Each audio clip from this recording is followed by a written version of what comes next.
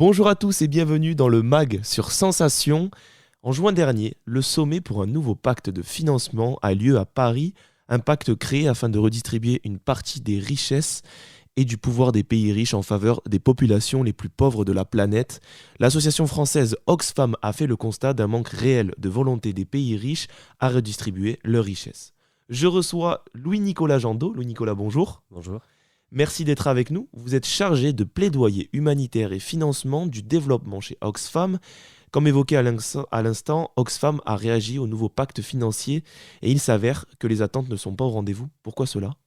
Oui, tout à fait. Nous, on a eu une réaction qui était plutôt négative. Ce sommet, il a été annoncé par Emmanuel Macron au moment de la dernière COP et dans la foulée du sommet sur la francophonie. Et très rapidement, le président français l'a présenté comme une occasion unique de rebattre le jeu de la finance mondiale, des flux financiers internationaux, etc., pour soutenir plus en profondeur les pays en développement, les populations les plus pauvres, et pour mettre en place un système plus égalitaire. Donc, il y avait des ambitions qui étaient très, très, très fortes. Et au final, nous, notre analyse suite à ce sommet fin juin, c'est de faire le constat que il n'y a pas grand-chose qui est sorti de ce sommet, pour pas dire quasiment rien, pas de nouveaux financements annoncés, pas de grandes réformes internationales, etc. Pourtant, on remarque que les besoins n'ont jamais été aussi importants sur la planète, conséquence de la pandémie, de l'inflation, des taux d'intérêt qui explosent, donc d'un surendettement qui est de pire en pire dans les pays les plus pauvres, etc. Donc voilà, nous on est sortis particulièrement déçus de ce sommet. On attendait des mesures majeures. Il y a besoin de plusieurs dizaines de milliers de milliards et clairement ils ne sont pas sur la table aujourd'hui. Pour revenir un peu sur Oxfam, est-ce que vous pouvez nous parler un petit peu de Oxfam et de vos missions contre la lutte contre la pauvreté dans le monde ? Ouais, bien sûr. Oxfam, donc Oxfam France en l'occurrence, est une association française qui est membre de la Confédération Oxfam.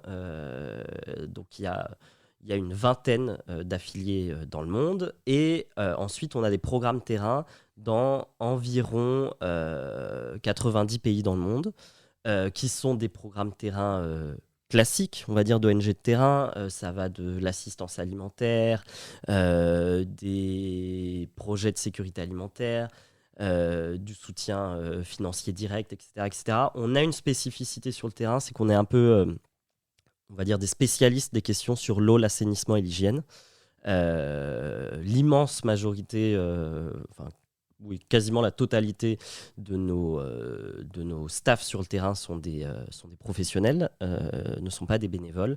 Et donc voilà, on mène des programmes terrain, on va dire classiques, et dans le même temps, on va aussi faire ce qu'on appelle du plaidoyer, donc ce qui est de l'influence vis-à-vis des décideurs, qu'ils soient privés ou publics, pour les inciter à prendre des décisions qui vont dans l'intérêt général. Typiquement, on a beaucoup travaillé sur ce sommet afin de pousser par exemple des taxations sur les multinationales qui polluent le plus afin de mobiliser des financements pour faire face au changement climatique. C'est typiquement ce genre de choses qu'on peut mener ici en France. Aujourd'hui, plus de 2 millions de personnes souffrent de la pauvreté dans le monde, de milliards, pardon. C'est un quart de la population mondiale. Comment on en est arrivé à de tels chiffres ? Bah, très clairement, il y a plusieurs raisons. La principale, c'est une inégalité croissante et continue également sur la planète. Conséquence ça a des raisons historiques, ça a désormais des raisons économiques, etc. Évidemment, les pays les plus riches ont bâti une très grande partie de leur richesse sur l'exploitation de ressources des pays qui sont aujourd'hui les plus pauvres. Malheureusement, après ça, il n'y a pas eu de prise de conscience par les décideurs de ces pays riches de ces inégalités, de cette dette, je dirais, qu'ils ont vis-à-vis de ces pays les plus pauvres. Donc, on n'a jamais assisté à une volonté de soutenir plus les pays les plus pauvres de la planète. Pour donner une idée, par exemple, dans les années 70, les pays les plus riches se sont engagés à consacrer 0,7% de leur richesse nationale brute à l'aide au développement, donc une toute petite partie de leur budget pour aider les populations les plus pauvres de la planète. Et cette promesse de 1970 n'a pour l'instant jamais été tenue. Euh, Au cumulé, c'est une dette de 6 milliards, de plus de 6 000 milliards de dollars des pays riches vers les pays pauvres. Et donc, on a souvent tendance à avoir un narratif qui est les pays pauvres sont très endettés, il faut annuler leurs dettes, etc. Ce qui n'est pas faux, économiquement, quand on analyse, c'est une chose. Mais on oublie souvent la dette symbolique, mais aussi une dette réelle des pays riches vers ces mêmes pays pauvres. Donc, on travaille beaucoup sur un peu l'inversion de ce narratif. Pour revenir un petit peu sur ce que vous disiez, pardon, un constat est frappant de nos jours, les ultra riches s'enrichissent continuellement et les plus pauvres continuent à s'appauvrir. Pourquoi une telle différence? N'y a-t-il pas un juste milieu entre tout ça? Bah, si, très clairement. En fait, on l'a vu au moment de ce sommet, c'était assez intéressant à voir, c'est que le grand discours qui revenait tout au long de ce sommet de nombreux chefs d'État, c'était de dire on a besoin du secteur privé, l'argent public ne va pas suffire pour financer le développement des plus pauvres, etc. etc. Et donc, il y a une réflexion sur le volontariat, inciter le secteur privé, les multinationales les plus riches de la planète, à aller dans les pays en développement, etc. etc. Il n'y a aucune réflexion de redistribution et voire de contraintes vis-à-vis de ces multinationales. Quand aujourd'hui, on fait face à un changement climatique qui est absolument catastrophique, dont on connaît en grande partie les raisons, euh, moi je trouve ça aberrant qu'on n'ait pas de réflexion profonde sur la taxation des entreprises fossiles qui participent le plus directement au changement climatique, sur la taxation du monde de la finance, qui est aussi l'un des secteurs qui a le plus profité de la mondialisation et qui a un impact direct sur le changement climatique. Et en effet, il y a ce constat de l'ultra-richesse qui continue d'exploser, alors que dans le même temps, l'extrême pauvreté continue d'augmenter.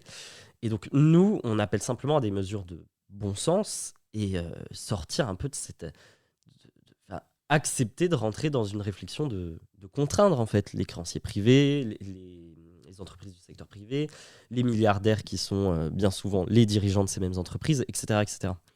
En parlant de la fortune des milliardaires et multimillionnaires, Oxfam a calculé qu'un impôt net allant jusqu'à 5% sur la fortune des multimillionnaires et des milliardaires du monde entier pourrait générer 1,700 milliards de dollars par an, ce qui est quand même une énorme somme.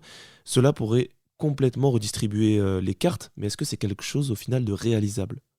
Oui, c'est tout à fait réaliste et on le voit dans de nombreux pays. La majeure partie des propositions qu'on a mises sur la table au moment de ce sommet ont des précédents ou ont tout du moins des espaces pour se réaliser. Aujourd'hui, c'est plus une question de courage, en fait, en politique, une question de volonté. Mais en effet, dire qu'on n'a pas de solution, etc., c'est faux. Un exemple très concret, on a estimé que pour soutenir les pays les plus pauvres dans leur développement social et à faire face au changement climatique, ces pays avaient besoin de 27 000 milliards de dollars d'ici 2030. C'est une somme absolument titanesque qui veut rien dire pour le commun des mortels, mais ces 27 000 milliards donc, à mobiliser en 7 ans, c'est loin d'être infaisable. Parce que au moment de la pandémie, entre mars 2020 et décembre 2020, donc même pas une année complète, ces mêmes pays les plus riches de la planète, les pays du G20, ont mobilisé cette même somme en 7-8 mois. Donc aujourd'hui, d'affirmer que c'est complètement impossible, qu'on a besoin du secteur privé, etc., en réalité, c'est faux. On a la capacité de le faire, on a des leviers et il faut simplement s'en saisir. D'où viennent la cause de ces problèmes rapidement, histoire qu'on puisse finir sur ça? Bien sûr, aujourd'hui, les raisons sont multiples. À très court terme, on a vu une explosion de l'extrême pauvreté ces toutes dernières années à cause de la pandémie, qui a eu un impact catastrophique pour plein de raisons différentes, mais évidemment, les confinements successifs, les transferts de liquidités qui ne se faisaient plus, etc. etc. Simplement, le monde à l'arrêt a eu un impact évidemment plus disproportionné sur les plus pauvres. Dans le même temps, aujourd'hui, on voit que le changement climatique a un impact absolument désastreux. Dans un pays, par exemple au Sahel, dans tous les pays du Sahel, plus de la moitié de la population vit de l'agriculture. Sauf qu'avec le réchauffement climatique, les productions agricoles, par exemple au Niger, elles ont diminué, elles ont été réduites par 4 depuis 2015, si je ne dis pas de bêtises. Donc, production agricole réduite par 4, alors que la population vit en majorité de l'agriculture, ça a un impact absolument désastreux. Évidemment, ça augmente la faim, et en plus, ça augmente l'extrême pauvreté. Merci beaucoup Louis-Nicolas Jandot d'avoir accepté notre invitation sur Sensation. Merci à l'école ISCPA de nous avoir accueillis dans ses locaux et vous pouvez retrouver cette émission en podcast audio et vidéo sur notre site internet et notre application Radio Sensation.